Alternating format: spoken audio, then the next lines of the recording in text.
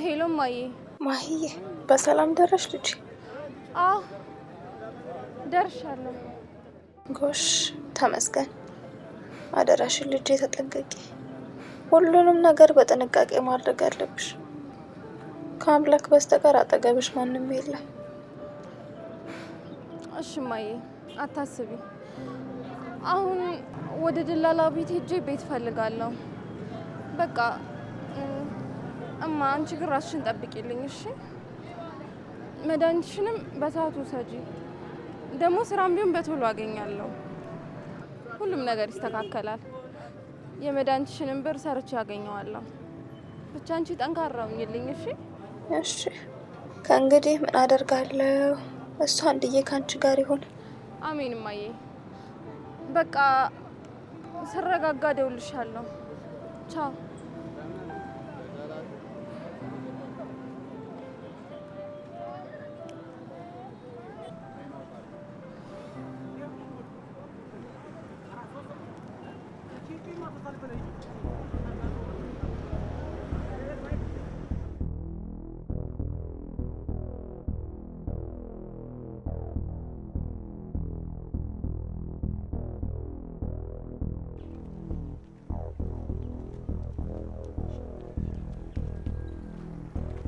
ይዤሽ የሚሄድበት ቤት አሁን አሪፍ ቤት ነው። ከአንቺ አቅም ጋር የተመጣጠነ ቤት ነው።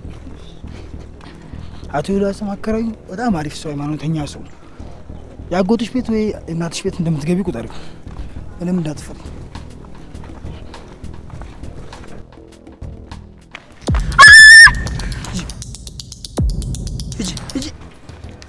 አይዞሽ አትፍሪ።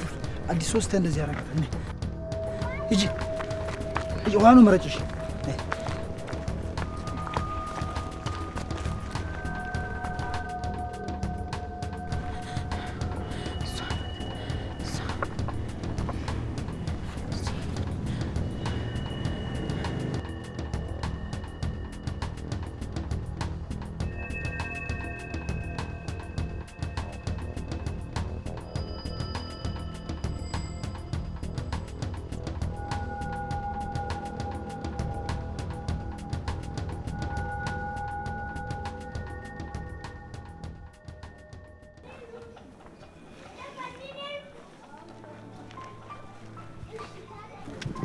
እንግዲህ ያልኩሽ ቤት ይሄ ነው። አላከራኝ እንዳይል ጸልይ።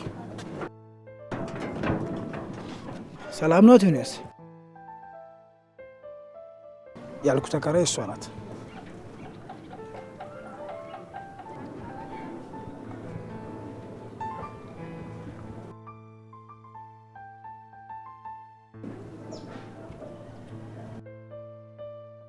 ቤቱን አሳያት።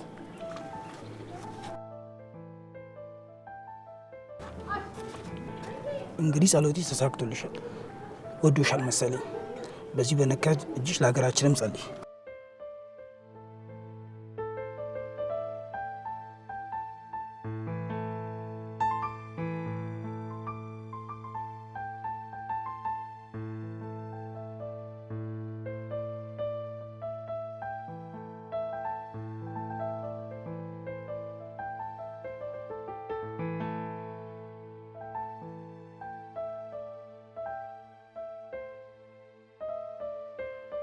ነይ ይሄ ነው እንግዲህ ያልኩሽ ቤት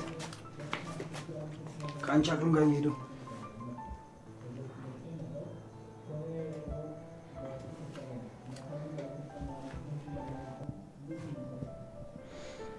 እንዴት ነው ወደሽዋል? እንደተነጋገሩ እንዳልኩሽ ነው አይደል? ይህንንም እሺ ያለው አንቺ ስለሆነ ነው። ስንት ሰው መሰለሽ እያመጣው ሲመልስብኝ የነበረው። እሺ ማለቱን ራሱ ተመስገን በይ። ጥሩ ነው፣ ግን ትንሽ አስተያየት አያደርግልኝም? 2000 ብር ቢቀንስልኝ ደስ ይለኛል። ስለሌለኝ ነው። ስራ ሳገኝ ደግሞ ጨምራለሁ። ይሄን ራሱ አስተያየት አድርጎልሽ ነው? እንጃ። እሺ ማለቱ ራሱ በዚህ ገርሞኛል።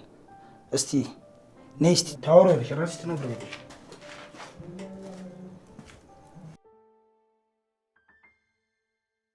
ቤቱን ወደዋለች።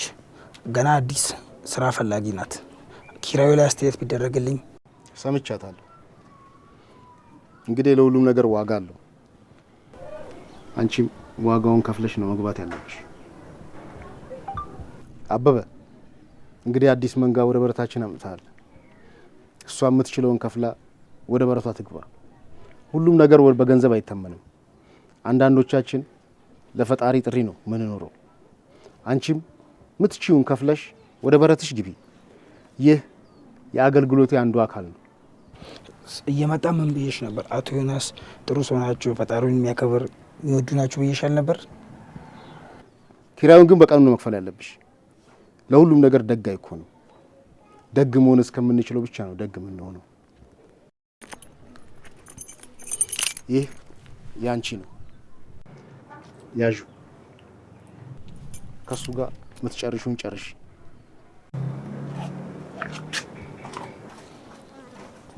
እንግዲህ አቶ ዮናስ ወዶሻል። ግቢው አሪፍ ነው። ቃላቸው የሚያከብሩ ሰዎች ስለሆኑ አቶ ዮናስ ቃላቸው እንዳትበይ፣ ኪራዩን እንዳለሽ በቀኑ ክፈይ። ሌላ እሳቸው ላይ ምንም ችግር የለም። ቤቱን እቃሽን እናስተካከልና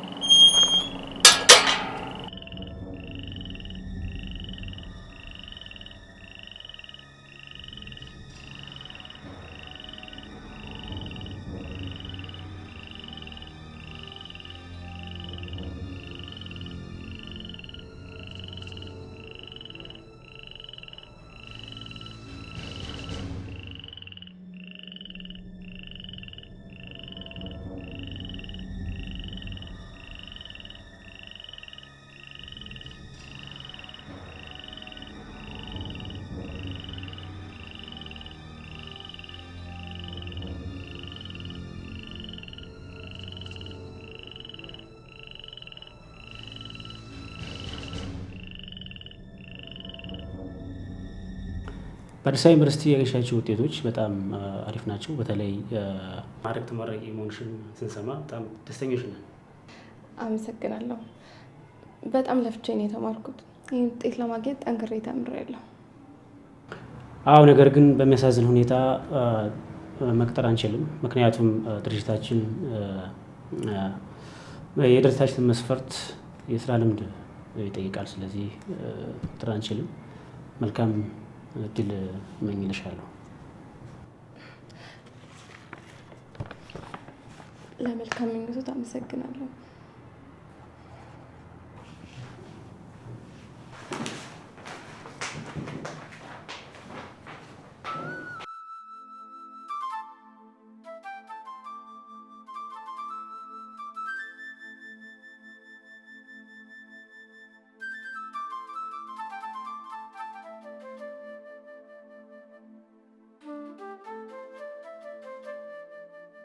የእናቱ ለጋን ባሳወዳለሁ ደግነቷ ብዙ መሆኑ ናውቃለሁ።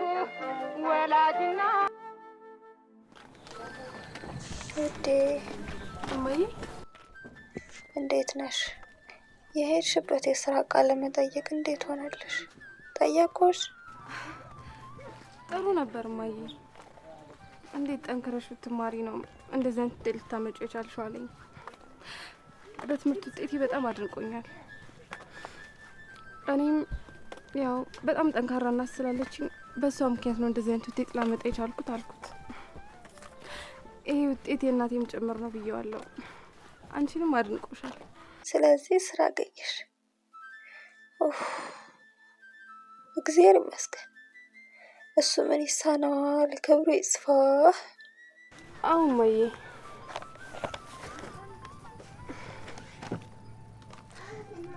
ይቀጥሩኛል፣ ግን ደግሞ የሌሎቹንም ሲቪ ማየት አለባቸው። እንደውልሻለን ብለውኛል። እማዬ ጠንክረሽ ጸልይ እሺ? እነሱ ጋርም ባይሆን ሌላ ቦታ መቀጠር አይቀርም። እሺ ልጄ እሺ። ጸሎት ነው ጉልበታችን፣ ሌላ ምን አቅም አለን? እሺ እጸልያለሁ። ማሂ ከአጎትሽ ተበድሬ ትንሽ ብር ልኬልሻለሁ። ለስራ ፍለጋ ስትወጪ ለትራንስፖርት አብስለሽም ለምትበያት አስቤዛ ትሆንሻለች ልጄ። እማዬ ቆይ ለምንድን ነው በዚህ ልክ ለኔ የምትጨነቂልኝ? ገንዘቡ ከኔ ይልቅ ላንቺ ሕክምና አይደል እንዴ ይበልጥ የሚያስፈልገን? እማ እባክሽ አንቺ ጤናሽ ላይ ብቻ ትኩረት አድርጊ። ደግሞ እኔን ለማሳደግ ተቸግረሽ እዚያ አድሰሽኝ የለ እንዴ? አሁን ደግሞ አንቺን መንከባከብ የኔ ተራ ነው። እማዬ በጣም ደክሞሻል። አሁን እረፍት ይገባሻል እናቴ።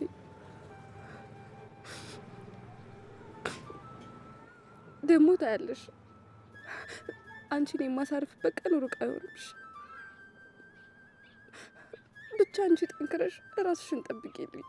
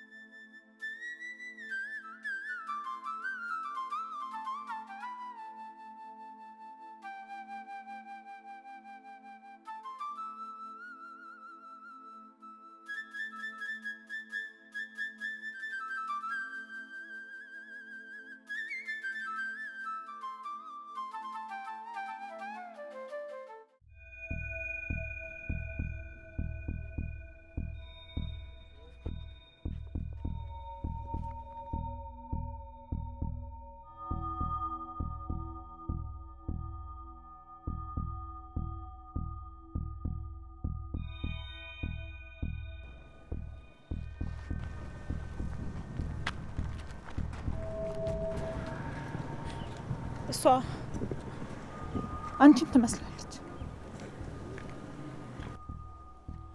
ሁለታችሁም ገና ያጎጠጎጠች አበባ ናችሁ። አበባዬን ክፉ እጆች ቀጠፉብኝ። ክፉ እጆች አበባዬን አሳጡ።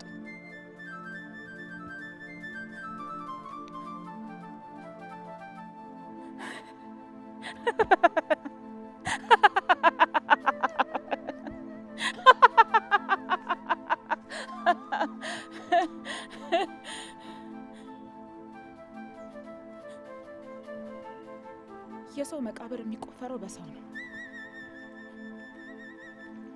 ሰው ሰውን ይበላል። ክፉ ሰዎች ሰውን ይበላሉ። ሰው ክፉ ነው። ሰው ሰውን ይበላል። ሰዎች አውሬ ናቸው። ሰውን ይበላሉ።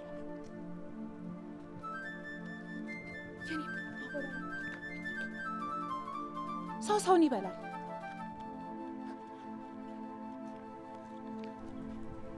ክፉ ሰዎች አውሬዎች ናቸው።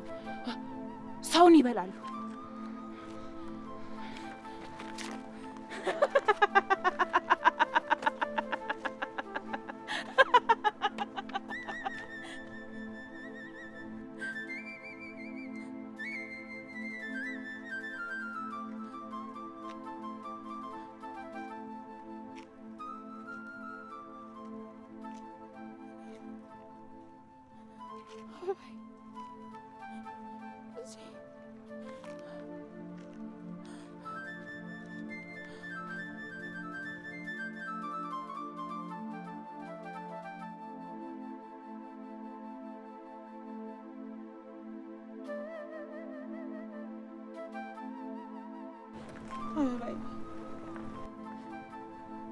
ክፉ እጆች ቀጠፉሽ። አይ አይ አልቀጠፉሽም። አለሽ ልጄ አለሽ።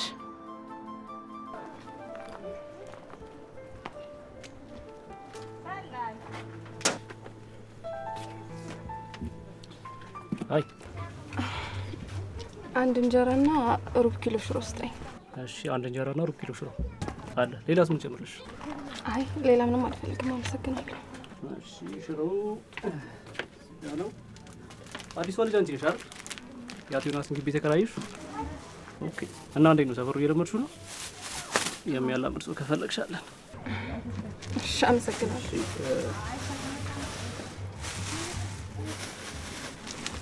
ያው ሽሮሽና እንጀራሽ።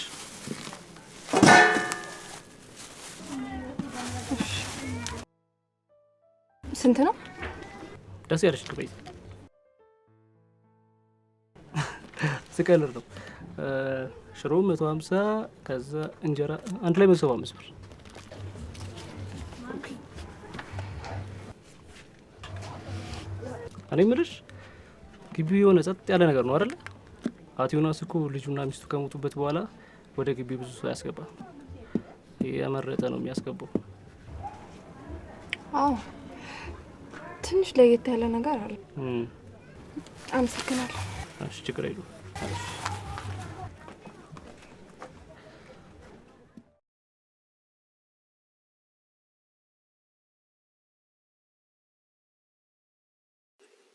እና በደንብ መብላት እንዳለብሽ አስታውሺ።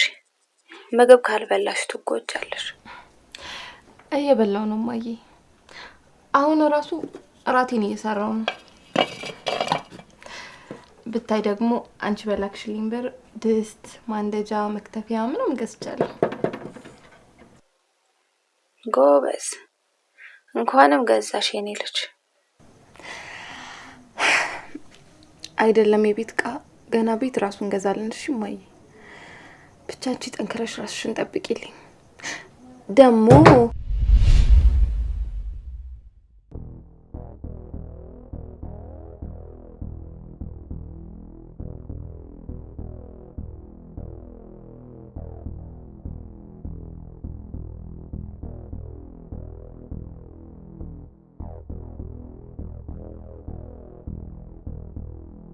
ማሂ ልጄ ማሂ ሃሎ የሆነ ሰው በሬ ለመክፈት እየሞከረ ነው። ምን አምላኬ ሆይ ተጠንቀቂ አትክፈችለት።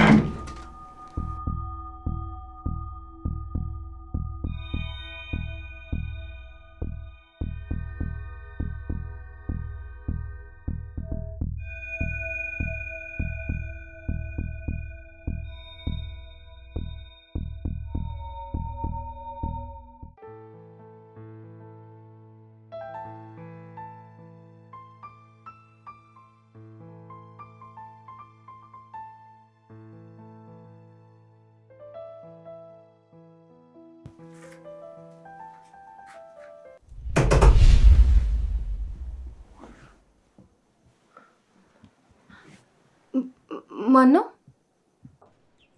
እኔ ነኝ እህቴ። ቀሰቀስኩሽ እንዴ? ይቅርታ አድርጊልኝ። ቁርስ ካልሰራሽ አብረን እንብላ ብዬ ነው። ብቻዬን መብላት ከበደኝ።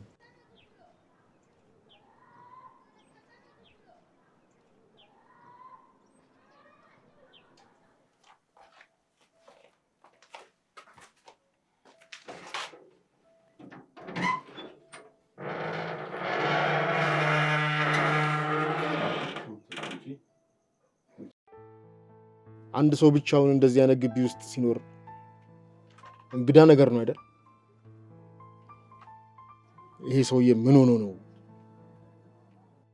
እዚህ ግቢ ውስጥ ብቻውን የሚኖረው እያልሽ እንደምታስብ እርግጠኛ ነኝ። እንደዚህ እንደምታይም ብቻዬን አልነበርኩ። ቀን ነው ብቻዬን ያስቀረኝ።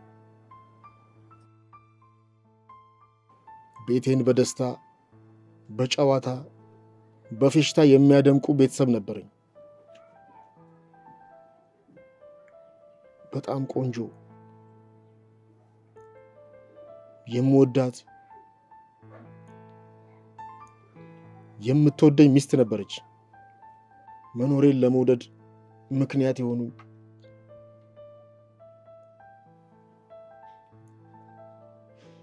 በየደቂቃው አባዬ አባዬ የሚሉኝ ሲታዩ የሚያሳሱ የሚያማምሩ የበግ ግልገል የመሰሉ ሁለት ቆንጆ ልጆች ነበሩ። ግን ቀን በክፋቱ ያሉኝን የህይወት ትርጉሞቼን ሁሉ ወስዶ ነበሩኝ እንድል እንዲህ ብቻዬን አስቀረኝ።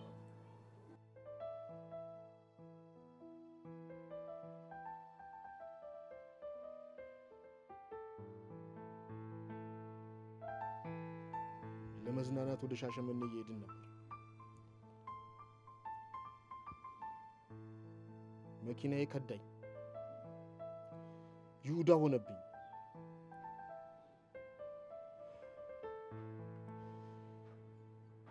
መኪናዬን መቆጣጠር አቃተኝ። እናም ገደል ገባ። ሁሉንም የህይወት ትርጉሞቼን አጥቼ ከገደል ውስጥ እኔ ብቻ ወጣሁ። የልጆቼን የሚስቴን አስከሬን ከመኪናዬ ስር ተጎትቶ ወጣ እና ሶስቱንም በአንድ ቀን ቀበርኳቸው። የኔም ትርጉም ያለው ዓለም ከቆንጆቹ ልጆቼና ከሚስቴ ጋር የዛን ቀን ተቀበረ። በጣም አዝናለሁ። ፈጣሪ የልጆችንና የሚስትን ነፍስ በገነት ያኑር። እኔም ተስፋ የማደርገው ነፍሳቸውን በክብር ተቀብሎ እንደሚያቆይልኝ በማመን ነው። ልጆቼ ገና ትናንሽ ልጆች ነበሩ። ትልቁ 12 ትንሹ 10 ዓመቷ ነበር። ኃጢአት ምን እንደሆነ ሳያውቁ ነው ወደ ራሱ ወሰዳቸው። የሚያስቀጣቸውን ኃጢአት ለመስራት ጊዜ አልነበራቸውም። ሚስቴም ከመስቀሉ ስር ማጠፋ አማኝ ነበረች። አምናለሁ ሚስቴም ልጆቼም በመንግስተ ሰማያት እንደማገኛቸው። እኔን የሚያተረፈኝ በምክንያት ነው። በኃጢአቴ እንዳልጠፋ እንደጠፋው እንዳልቀር ከመንጋው ተቀላቅዬ በበረቱ እንዳገለግል አስቦ ነው ኃጢአትን የሚያሰሪ ጽድቅ እንድሰራ ከልጆቼና ከሚስቴ ጋር ተቀላቅዬ በገነት እንደምኖር አምናለሁ። በመንግስተ ሰማያት ከሚስቴና ከልጆቼ ጋር እንደምኖር አምናለሁ።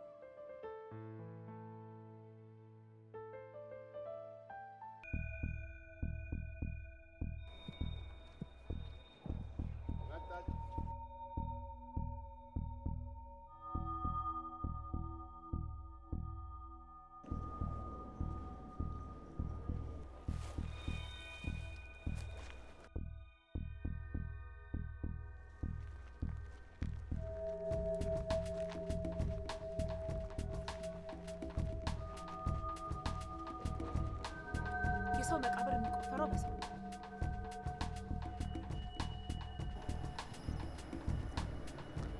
ሰው ሰውን ይበላል። አዎ ሰው አውሬ ነው። ሰው ሰውን ይበላል።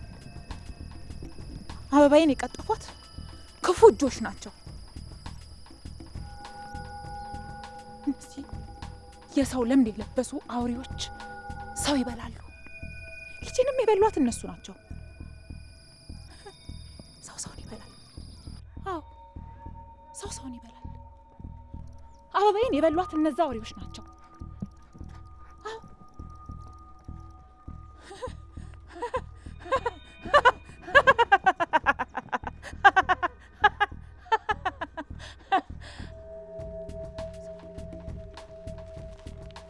የሰው ለምድ የለበሰ ሰው ነው ሰው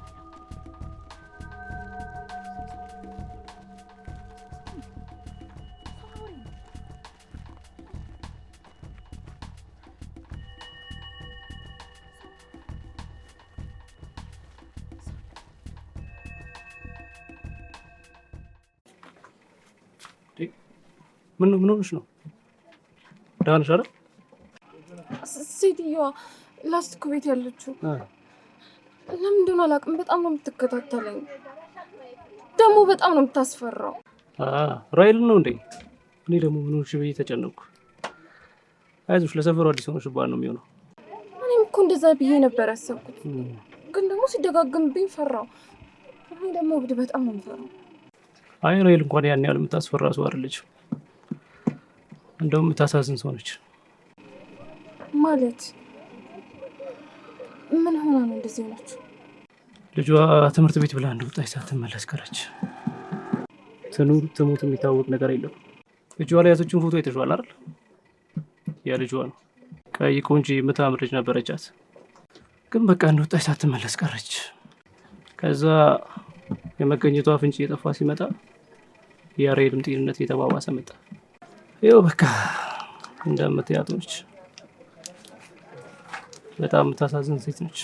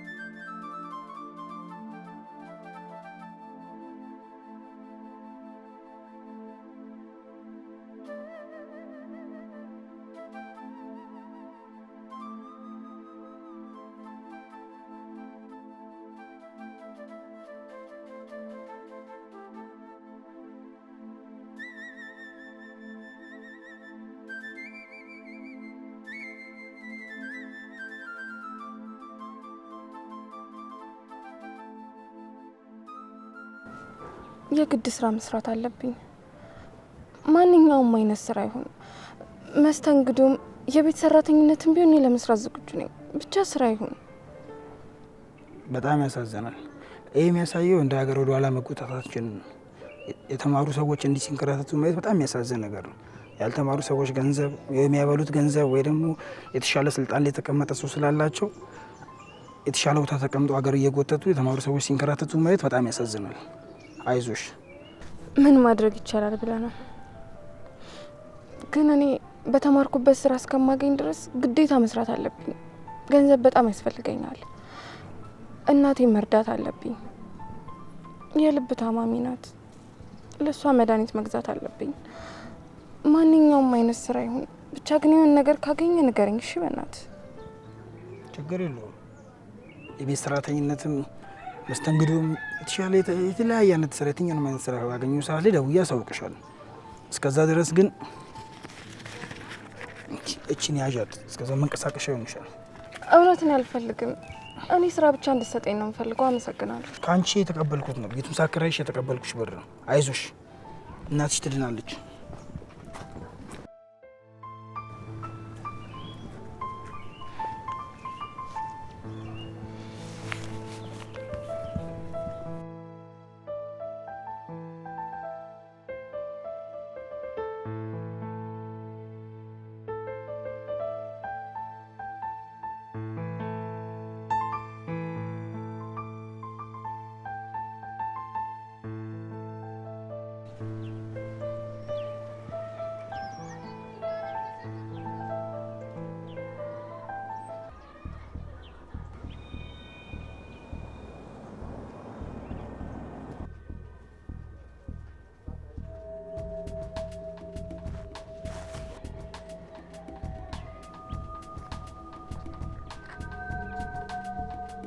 ክፉ እጅ አበቦችን ይቆርጣል፣ የክፋቱም ጽዋ ይሞላል። የሰው መቃብር የሚቆፈረው በሰዎች ነው። አውሬው ሰዎች መካከል ነው ያለው። ጭራቁ የሰው ለምድ ለብሷል።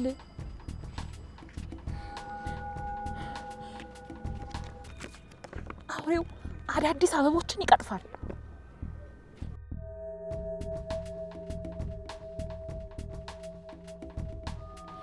ጭራቁ ከሰው ጋር ተመሳስሎ ሰው መሀል ነው ያለው። ራሂል፣ ቆይ ስለምን ጭራቅ ነው የምታወሩ? ማን ነው ጭራቁ?